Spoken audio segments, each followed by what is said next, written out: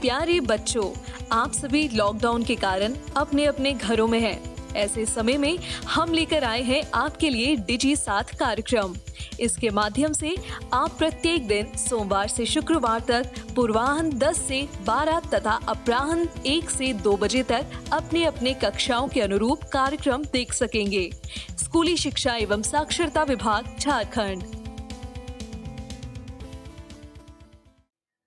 नमस्ते दोस्तों, आप सबका झारखंड सरकार के डीजी साथ प्रोग्राम में स्वागत है।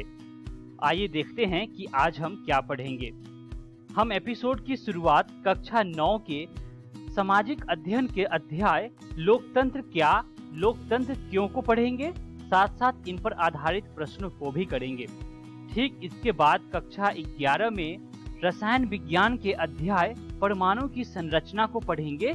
साथ साथ इन पर आधारित प्रश्नों को भी करेंगे। तो आइए शुरू करते हैं हम अपना प्रोग्राम डीजी साथ। अब पढ़ाई नहीं रुकेगी।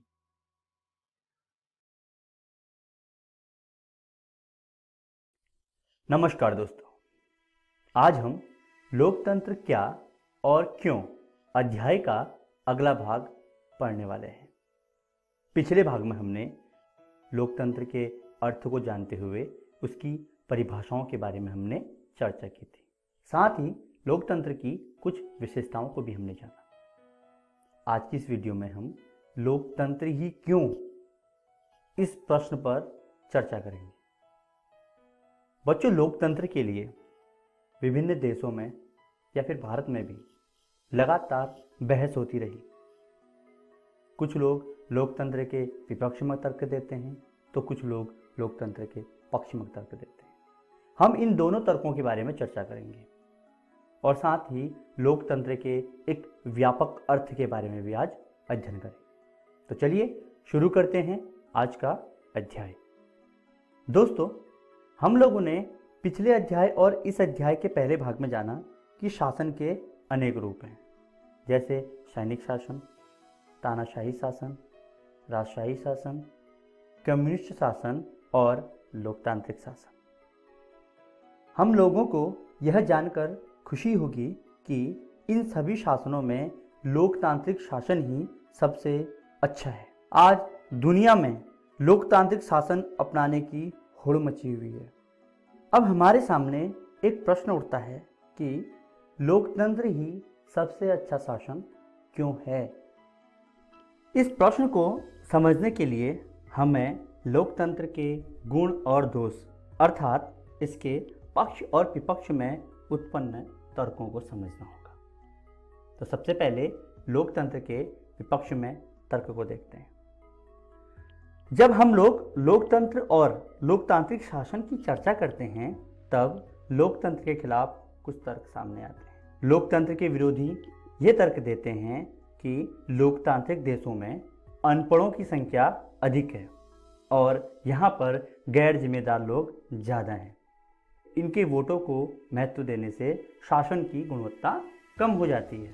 लोकतंत्र में सत्ता की लड़ाई और सत्ता का खेल चलता रहता है। इसमें नैतिकता की कोई जगह नहीं रह जाती और इसके अंतर्गत सिर्फ सत्ता हथियाने का प्रयास किया जाता है। इससे लोगों के साथ साथ देश को भी काफ़ी क्षति पहुंचती है। लोकतंत्र में फैसला लेने की प्रक्रिया कठिन होती है। फैसला लेने से पहले काफ़ी वाद विवाद, बहस और चर्चाएं होती हैं, जिससे किसी भी निर्णय पर पहुंचने में दिक्कत होती है। लोकतंत्र के खिलाफ एक तर्क यह भी है कि यह बहुत खर्चीला शासन है, क्योंकि इसमें जो चुनाव होते हैं उनमें खूब सारा पैसा उड़ाया जाता है, काफ़ी खर्च किया जाता है। एक अन्य आरोप यह भी है कि लोकतंत्र भ्रष्ट नेताओं के हाथों का खिलौना बन जाता है। लोगों की भावनाओं को भड़काकर उनकी सहानुभूति बटोरकर सत्ता प्राप्त कर ली जाती है। यहाँ हमारे सामने लोकतंत्र के खिलाफ अनेक तर्क आए हैं। हम यह भी समझ सकते हैं कि अभी तक लोकतंत्र ने समस्याओं को समाप्त करने के लिए कोई तौर तरीका विकसित नहीं किया। लोकतंत्र में लोगों की भागीदारी होती है। फैसला लेने में देरी के साथ साथ गलतियाँ भी होती हैं, लेकिन सभी फैसले गलत नहीं होते हैं। इन बातों से लगता है कि लोकतंत्र एक आदर्श शासन नहीं है। फिर भी हमारे सामने जितने भी शासन हैं उन सभी में लोकतंत्र ही एक बेहतर शासन प्रतीत होता है। चलिए जानते हैं लोकतंत्र बेहतर क्यों है, अर्थात इसके पक्ष में कुछ तर्कों को देखते हैं। लोकतंत्र के पक्ष में हम लोग दो बातों को समझने का प्रयास करेंगे। पहला यह, लोकतंत्र अन्य शासनों से बेहतर क्यों है। दूसरा, लोकतंत्र में कौन कौन से गुण हैं। इन सवालों का हल एक उदाहरण से करेंगे। चीन, जो कि भारत का एक पड़ोसी देश है, 1958 से 1961 के दौरान यहाँ पर भयंकर अकाल पड़ गया। यह अकाल विश्व इतिहास का अब तक सबसे भयानक अकाल था। इसमें करोड़ों लोग भूख से मर गए। ठीक ऐसी ही स्थिति बिहार में भी देखने को मिली। वर्ष 2008 के अगस्त सितंबर महीने में उत्तरी बिहार में बाढ़ आ गई, जिसमें करोड़ों अरबों की संपत्ति का नुकसान हो गया। लाखों लोग तबाह हो गए। अब यहाँ पर लोकतंत्र की दो स्थितियां देखने को मिली। भारत में लोकतांत्रिक व्यवस्था होने के कारण बिहार की प्रलय से जल्द ही निजात पा लिया गया, जबकि चीन में अकाल से निजात पाने में काफ़ी समय लग गया। इसका मुख्य कारण यह भी है कि लोकतांत्रिक देशों में एक मजबूत विपक्षी दल होता है और सरकार की आलोचना कर सकने वाला स्वतंत्र मीडिया भी होता है। यह उदाहरण लोकतंत्र को सर्वश्रेष्ठ शासन पद्धति बनाने वाली विशेषताओं में से एक है, क्योंकि लोकतंत्र में सरकार लोगों की ज़रूरतों के अनुसार आचरण करती है। यह सब सरकार चलाने वालों पर निर्भर करता है। इस तरह हम समझ सकते हैं कि लोकतंत्र का पहला गुण यह है कि लोकतंत्र में शासन अधिक जवाबदेही वाला होता है। लोकतंत्र में लोग अपने प्रतिनिधियों के माध्यम से शासन करते हैं।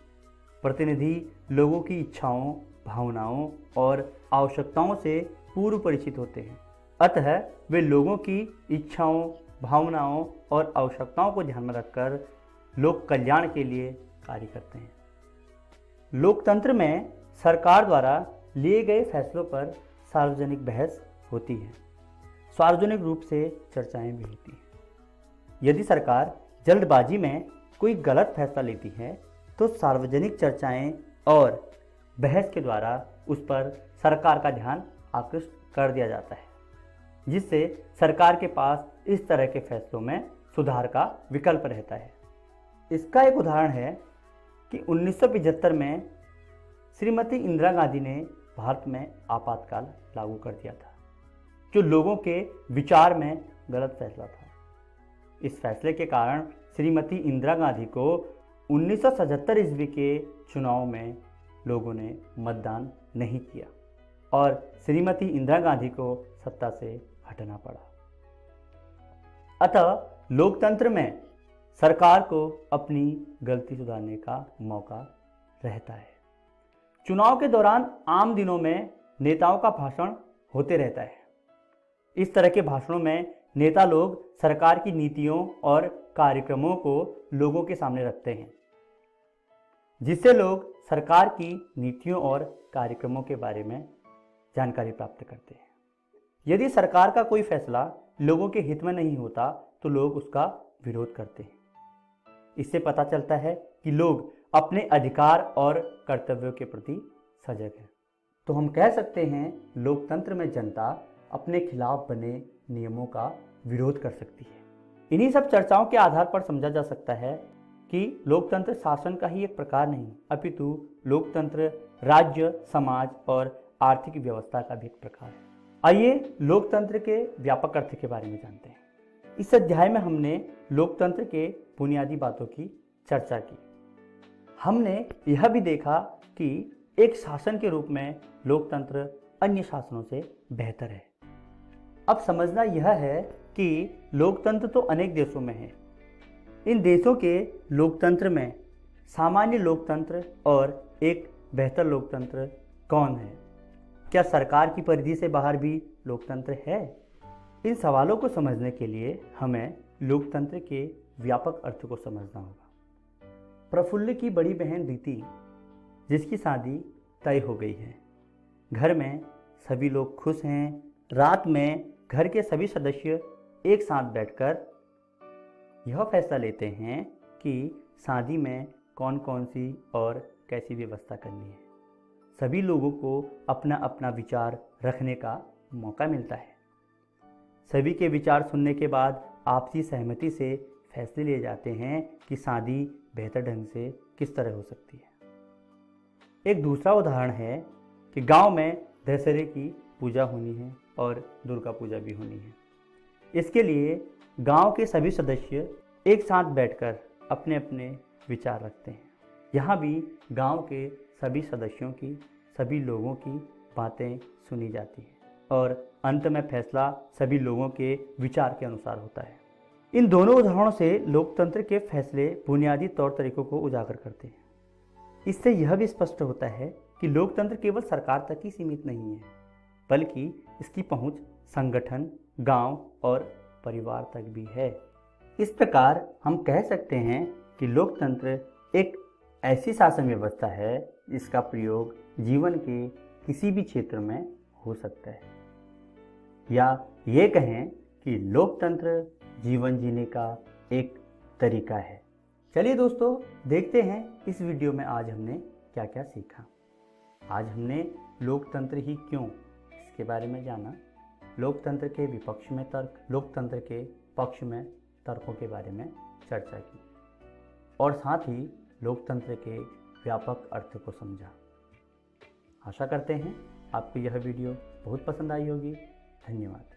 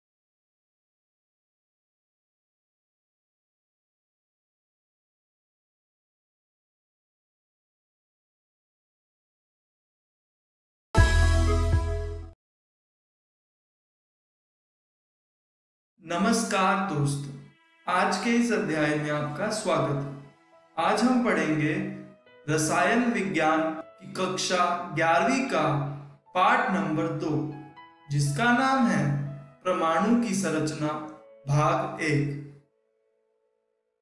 तो चलिए देखते हैं कि आज हम क्या क्या पढ़ेंगे।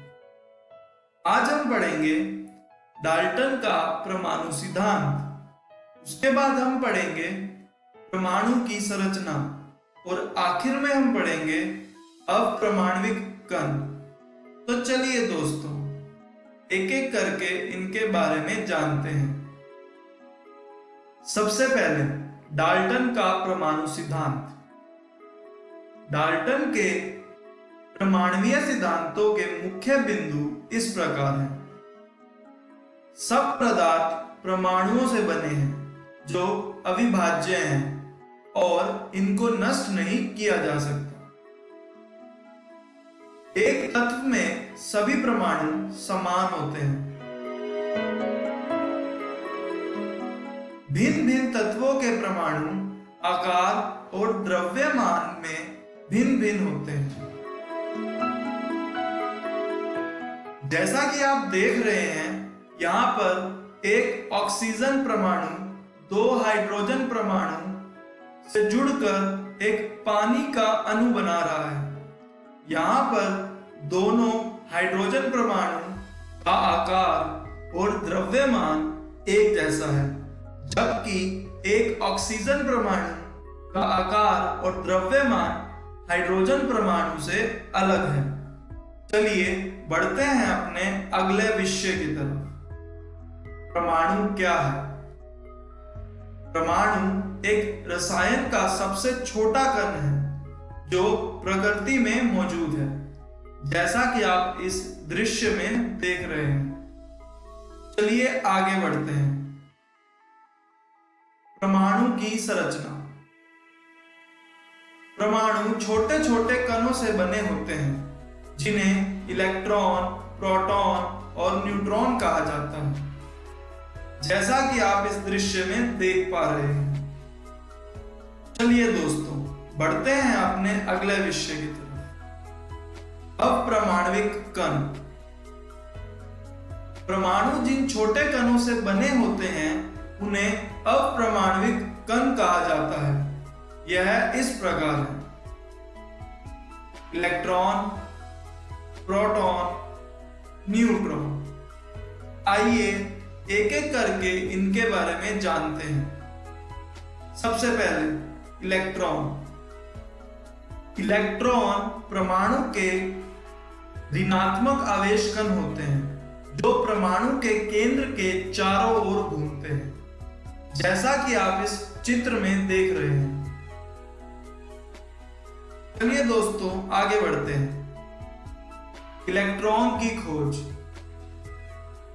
इलेक्ट्रॉन की खोज सन 1897 में जे थॉमसन ने कैथोड किरण ट्यूब की मदद से की थी।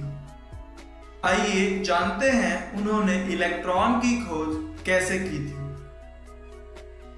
जैसा कि आप इस चित्र में देख रहे हैं, यहाँ पर एक कैथोड ट्यूब है जिसके अंदर कम दाब पर हवा भरी गई है और नीचे एक निर्वात पंप है जो कि इस हवा के दाब को नियंत्रित रखता है। यहाँ पर 2 प्लेट, एक कैथोड और एक एनोड हैं, जिनको जोड़ा गया है उच्च वोल्टता के साथ। कैथोड को ऋणात्मक कोने के साथ, जबकि एनोड को धनात्मक कोने के साथ। दोस्तों, जे थॉमसन ने कैथोड किरण कैथोड से एनोड की तरफ फेंकी और उन्होंने एनोड के पीछे कैथोड ट्यूब के ऊपर एक प्रतिद्वीप लेप पाया। ऐसा तभी हो सकता था अगर कैथोड किरण में कोई ऋणात्मक अनुपात है, और इसी को इन्होंने इलेक्ट्रॉन का नाम दिया। तो ऐसे हुई थी इलेक्ट्रॉन की खोज। चलिए दोस्तों आगे बढ़ते हैं। प्रोटॉन। हाइड्रोजन से प्राप्त होने वाले सबसे हल्के धनात्मक आयन को प्रोटॉन कहते हैं।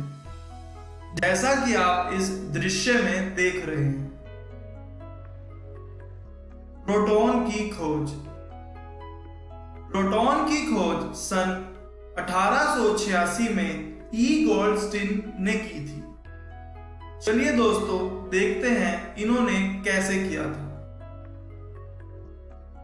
दोस्तों, जैसा कि आपने इलेक्ट्रॉन की खोज में प्रयोग हुए उपकरणों को देखा, यह भी बिल्कुल समान उपकरण है, लेकिन ई गोल्डस्टीन ने इस बार एनोड से कैथोड की तरफ एनोड किरण फेंकी और उन्होंने कैथोड के पीछे प्रतिदीप्त लेप पाया। ऐसा तभी हो सकता था अगर एनोड किरण में कोई धनात्मक अनुपात है, और इसी को उन्होंने कहा प्रोटॉन। तो ऐसे हुई थी प्रोटॉन की खोज। चलिए बढ़ते हैं अपने अगले विषय की तरफ। न्यूट्रॉन। प्रोटॉन की तुलना में न्यूट्रॉन का द्रव्यमान ज्यादा होता है और उसका कुल आवेश 0 होता है। यह परमाणु के नाभिक में पाया जाता है, जैसा कि आप इस चित्र में देख रहे हैं। चलिए आगे बढ़ते हैं। न्यूट्रॉन की खोज। न्यूट्रॉन की खोज सन 1932 में सर जेम्स चैडविक ने की थी। आइए देखते हैं उन्होंने कैसे की थी न्यूट्रॉन की खोज। दोस्तों, जैसा कि आप इस चित्र में देख रहे हैं, यहाँ पर एक अल्फा कणों का स्रोत है, जहां से अल्फा किरणें फेंकी गई पैराफिन की प्लेट के ऊपर, और वहां से कुछ किरणें निकली बेरिलियम की प्लेट से गुजरी। उसके बाद जो किरणें निकली उनको आयनीकरण कक्ष में जांचा गया, तो यह पाया गया कि उनके अंदर प्रोटॉन है। दोस्तों, ऐसा तभी मुमकिन था अगर बेरिलियम से पहले वाली किरणों में प्रोटॉन के द्रव्यमान जितना द्रव्यमान वाला कोई कण हो, और इसी को उन्होंने कहा न्यूट्रॉन। तो ऐसे हुई थी न्यूट्रॉन की खोज। चलिए दोस्तों आगे बढ़ते हैं। आवेश तथा द्रव्यमान अनुपात। इलेक्ट्रॉन के आवेश तथा द्रव्यमान का अनुपात इस प्रकार होता है। E/m बराबर है 1.758820 जमा 10⁻11 कूलम्स पर केजी, जहां m इलेक्ट्रॉन का द्रव्यमान है और E इलेक्ट्रॉन का आवेश। चलिए बढ़ते हैं अपने आखिरी विषय की तरफ, इलेक्ट्रॉन पर आवेश। इलेक्ट्रॉन पर आवेश ज्ञात करने के लिए मिलिकन ने तेल बूंद प्रयोग का उपयोग किया था। आइए देखते हैं कैसे। जैसा कि आप इस चित्र में देख रहे हैं, यहाँ पर 2 आवेशित प्लेट हैं, एक ऊपर और एक नीचे। इन दोनों ही प्लेट को उच्च वोल्टता के साथ जोड़ा गया है। ऊपर वाली प्लेट को धनात्मक कोने के साथ और नीचे वाली प्लेट को ऋणात्मक कोने के साथ। यहाँ पर कुछ तेल की बूंदें डाली गई हैं ऊपर वाली प्लेट के ऊपर, और यहाँ पर एक छोटा सा छेद भी है जहां से बूंदें होती हुई नीचे वाली प्लेट की तरफ जाएंगी, और हम इस दूरबीन से इसे देखेंगे। तो दोस्तों, इसी प्रायोगिक व्यवस्था के साथ मिलिकन ने प्रयोग किया और इलेक्ट्रॉन पर आवेश निकाला, जो कि होता है 1.602 जमा 10⁻19 कूलम। तो दोस्तों, इसी के साथ यह अध्याय यहीं पर समाप्त होता है। आइए देखते हैं हमने आज क्या क्या पढ़ा। इस वीडियो में हमने सीखा डाल्टन का परमाणु सिद्धांत। उसके बाद हमने पढ़ा परमाणु की संरचना और आखिर में हमने पढ़ा अपरमाणविक कण। चलिए दोस्तों, देखते हैं कि अगले अध्याय में हम क्या पढ़ेंगे। हम पढ़ेंगे परमाणु का थॉमसन मॉडल और उसके बाद रदरफोर्ड का नाभिकीय परमाणु मॉडल और आखिर में पढ़ेंगे समस्थानिक एवं संभारिक। धन्यवाद।